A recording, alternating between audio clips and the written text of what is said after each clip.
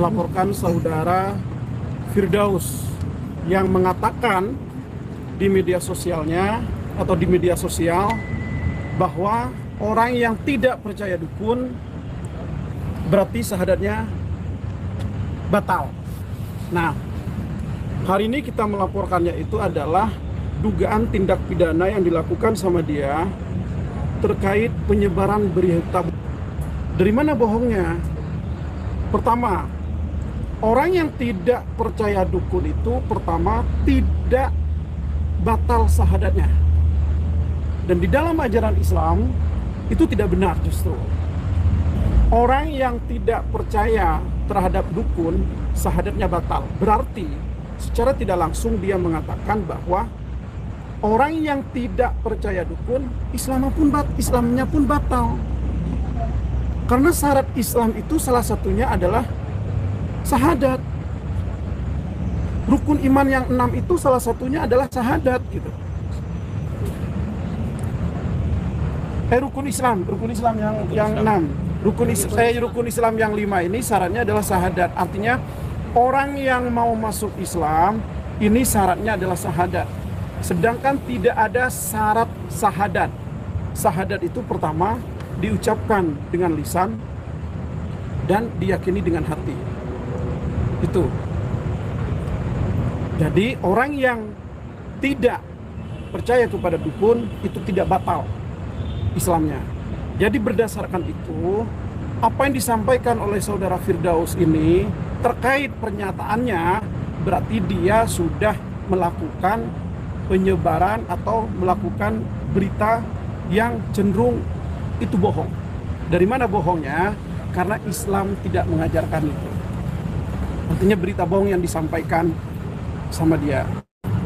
Nah, pasal atau undang-undang yang diduga untuk melaporkan kepada saudara Firdaus ini adalah undang-undang ITE, yaitu penyebaran berita bohong.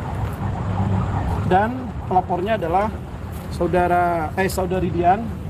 Coba ya, silahkan bisa ditunjukkan Pak di kertas. Ya, jadi hari ini saya didampingin sama rekan-rekanku melaporkan Firdaus Owi Bowo ya terkait dugaan memberitakan berita bohong. Maksud saya gini, di situ jelas pernyataannya di video itu yang sekarang sudah viral ya. Dia menyebutkan di situ bahwa orang yang nggak percaya dukun itu batal syahadatnya. Berarti kan batal masuk Islam dong.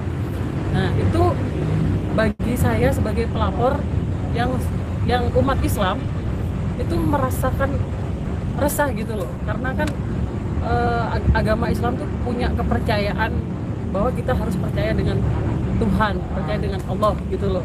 Makanya kenapa kami merasa dirugikan. Saya juga pastinya mewakili masyarakat atau umat Islam khususnya yang merasa resah gitu loh akibat dari ucapan atau video yang ada yang diunggah oleh Pak Firdaus Owi Bowo. Dan seharusnya organisasi masyarakat Islam yang lainnya, contohnya Ansor atau yang lainnya, itu harus mendukung saya atau kami gitu loh dalam pelaporan ini.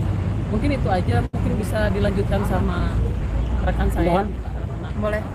Kebetulan di sini saya sebagai Nasrani ya, non Muslim, yang dimana tidak membenarkan tentang pernyataan dari saudara Firdaus ini.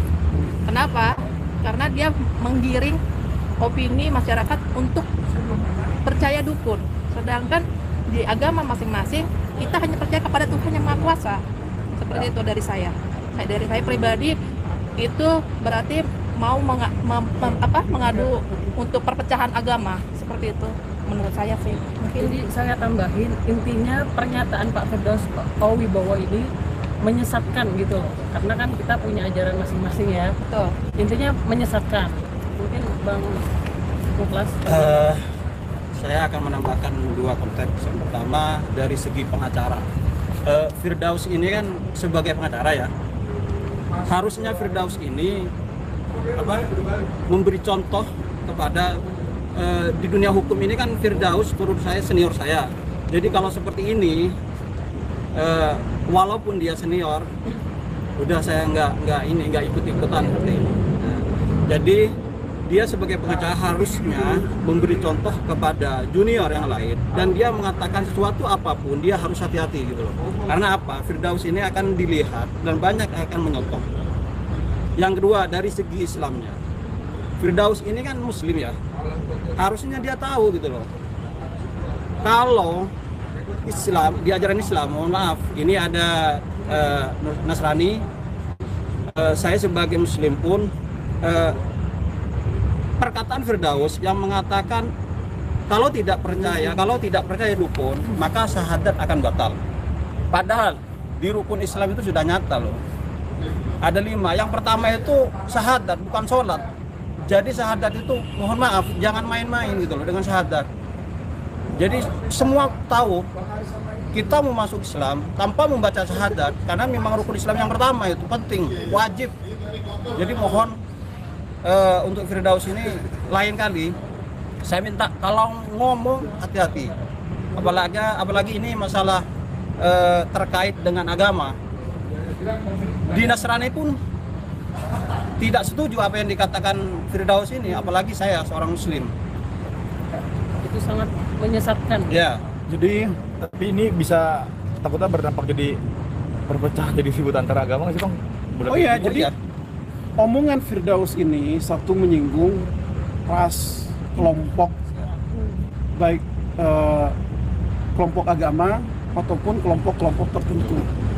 Itu yang disinggung oleh Firdaus. Kalau perorangan itu pasti sudah jelas, orang Muslim pasti tersinggung. Makanya kita melaporkan itu. Tuntutan kita cuma ada 2, Firdaus proses hukum dan Firdaus segera tobat. Itu tuntutan kita. Minta maaf tentunya, itu harus minta maaf. Jadi minta maaf itu adalah kewajiban Firdaus kepada umat Islam khususnya dan kepada masyarakat Indonesia. Tapi tuntutan secara hukum yang jelas Firdaus ini harus diproses secara hukum dan tobat. Karena omongannya dia kan sebagai, seperti yang disampaikan oleh rekan saya, dia kan pengacara, gitu kan. Dia public figure, artinya dia harus memberikan contoh yang baik kepada masyarakat di Indonesia, gitu. Boleh dia menggiring atau dia selaku pengacara dukun untuk berbicara dukun, mengenai dukun, apa itu dukun, itu boleh. Bahkan tidak melarang orang percaya dukun. Tapi tidak harus juga orang yang tidak percaya ini digiring. Apalagi menyinggung masalah keagamaan, itu kan nggak boleh, itu sensitif. Justru dalam agama itu, dukun tidak boleh dikedepankan. Contohnya begini, saya bawa jimat dari dukun. Terus saya jatuh, saya bilang, aduh, untung saya bawa jimat dari dukun itu, sehingga saya selamat. Nggak bisa. Tapi yang harus dikedepankan adalah percaya kepada Allah di dalam Islam. Percaya kepada Tuhan di dalam agama apapun. Bukan percaya kepada dukun. Boleh percaya adanya dukun, tapi tidak bisa dukun itu dijadikan suatu acuan dalam suatu agama. Apalagi mengatakan orang yang tidak percaya dukun, syahadatnya batal. Itu tidak ada. Ajaran agama itu tidak mengajarkan itu. Di sini penyebaran bohongnya gitu, yang cenderung menyesatkan terhadap masyarakat gitu. Sehingga kami melakukanlah sekarang ini laporan supaya Firdaus ini diproses secara hukum, sadar dan tobat, tidak begitu lagi gitu. Kalau mau terkenal, mau pansos, silakan. Mau bikin konten yang aneh-aneh terkait perdukunan itu silakan. Tapi jangan menyesatkan, apalagi menyinggung masalah agama. Itu sangat sensitif. Oke Bang, Itu. ini kan berarti kan dilaporkan atas terkait undang-undang ITE Bang. Nah, berhubungan dengan tadi profesinya dia sebagai lawyer juga, apakah Abang sesama lawyer akan coba mengajukan ke apa sih untuk pelanggaran kode etik? Pelanggaran kode etik. Saya sebagai pengacara tentunya, sesama pengacara nih, yang harusnya Firdaus ini lebih ke memberikan edukasi terhadap masyarakat, saya kecewa. Sesama rekan sejawat, saya kecewa ada pengacara yang seperti itu. ada pengacara yang menyinggung masalah agama yang cenderung menyesatkan. Saya sangat kecewa. Tapi selaku pengacara juga, kalau memang ada pelanggaran terhadap kode etik, kami pun tidak diam itu. Pasti lakukan untuk melaporkan kode etiknya. Tapi secara lisan saya sampaikan kepada dia, tobatlah Firdaus ini. Firdaus harus tobat. Boleh silakan membuat konten atau memberikan penjelasan terhadap teman-teman, terhadap masyarakat tentang dukun, tapi tidak boleh menyebarkan sesuatu yang tidak benar, apalagi menyinggung agama. Itu. Bang, ini tadi pasalnya berapa bang? Sorry. Kita undang-undang ITE, ini kita bisa perlihatkan. Tahan bang, tahan. Ancaman hukuman dan itunya bang. Pasal 14 ayat 1 yang berita bohong ya. Tahan bang. Ancaman hukumannya bang itu 10 tahun kalau yang 14, pasal 14. oke. Maksimal 10 tahun penjara loh ya. Nggak usah 10 tahun, cukup penjara 5 tahun cukup dia, biar tobat. Oke? Mungkin terakhir yang bisa disampaikan untuk Firdaus dalam pelapor ini apa bang? Secara moral saya menyampaikan kepada dia, jangan berlebihan untuk menyampaikan masalah perdukunan di Indonesia. Ini zaman modern, tidak boleh memaksa seseorang untuk percaya terhadap dukun. Boleh dia percaya atau orang lain percaya, tapi tidak boleh melarang orang tidak percaya. Pesan secara moralnya lagi, tobat Firdaus itu. Segera tobat. Oke? Gak ada komunikasi bang sama Firdaus ya? Saya tidak ada komunikasi karena bagi saya dan teman-teman yang lain ini akan menjadi percuma. Justru dia semakin menjadi. Karena sepertinya dia kan hanya pansos, hanya pengen terkenal yang dia lakukan itu selama ini. Artinya saat dia ditegur, dia tidak akan mendengarkan atau justru dia akan merasa ditantang. Tapi udah jelas, benar tindakan kita, tindakan teman-teman datang ke Polda. Karena salah satu yang tindakan yang sah yang diperbolehkan adalah melaporkan seseorang apabila ada orang-orang yang melakukan pelanggaran terhadap hukum. Itu. Oke. Ya, itu aja ya. Setelah laporan akan ada apa lagi bang? Mungkin akan naik penyidik atau gimana? Berapa lama ini proses? Kita nanti akan dipanggil, tentunya pihak pelapor.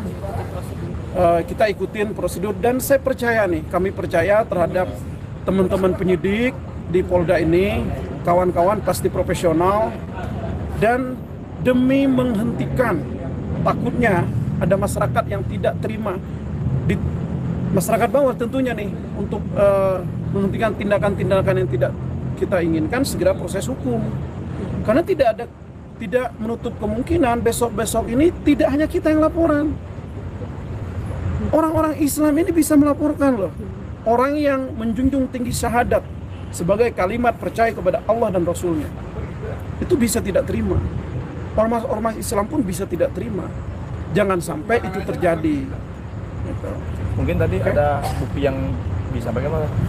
Buktinya adalah link media sosial, karena dia menyampaikan di media sosial.